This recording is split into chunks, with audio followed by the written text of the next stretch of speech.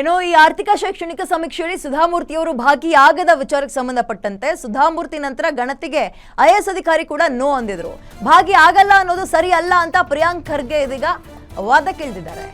ಭಾಗಿಯಾಗಲ್ಲ, ನಾನು ಉತ್ತರ ಕೊಡಲ್ಲ ಅನ್ನೋದು ಸರಿಯಾಗಲ್ಲ. ಇದು ಸರಳ ಅಥವಾ ಶ್ರೀಮಂತರು ಇರ್ಬೋದು.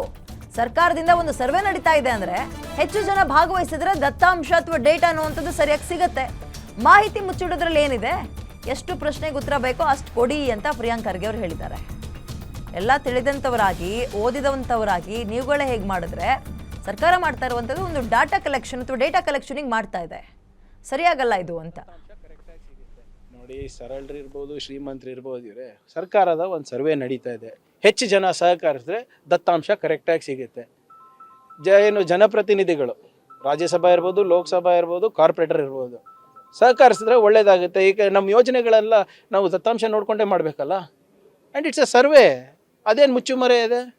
ಈಗ ನಾಳೆ ಏನು ಕೇಂದ್ರ ಸರ್ಕಾರ ಅವರು, ಮೋದಿ ಸರ್ಕಾರದವರು ನಾಳೆ ಸೆನ್ಸಸ್ ಮಾಡ್ತೀನಿ ಅಂತ ಇದ್ದಾರೆ, ಕ್ಯಾಶ್ ಸೆನ್ಸಸ್ಸು ಮಾಡ್ತೀನಿ ಅಂತ ಮಾತು ಕೊಟ್ಟಿದ್ದಾರೆ. ಅವಾಗ ಇವ್ರು ಹೇಳ್ತಾರಾ, ಇಲ್ಲ ನಾನು ಮೇಲ್ವರ್ಗದವರು, ನಾನು ಮೇಲ್ಜಾತಿದು, ಇದಕ್ಕೆ ನನಗೆ ಸಂಬಂಧ ಇಲ್ಲ, ನಾನು APL ಇಲ್ಲ, ನಾನು BPL ಅಲ್ಲ, APL ಇದ್ದೀನಿ, ನಾನು ಸೂಪರ್ ರಿಚ್ ಇದ್ದೀನಿ, ಅದಕ್ಕೆ ನಾನು ಇದರಲ್ಲಿ ಪಾಲ್ಗೊಳ್ಳಲ್ಲ ಅಂತಾರಾ?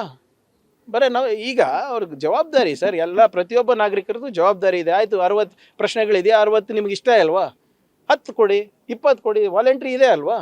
ಬಟ್ ಸಾರಾಸಗಟವಾಗಿ ನೀವು ಸರ್ವೇನೇ ಪಾಲ್ಗೊಳ್ಳಲ್ಲ ಅನ್ನೋದು ತಪ್ಪು. ಇದು ಈ ಕೆಲವು ಅವಿವೇಕಿ ಸಂಸದರು ಇದ್ದಾರಲ್ಲ, ಅವ್ರು ಮಾತಾಡಿದ್ರಿಂದ ಇನ್ಫ್ಲೂಯೆನ್ಸ್ ಆಗಿರೋದು ಅಷ್ಟೇ.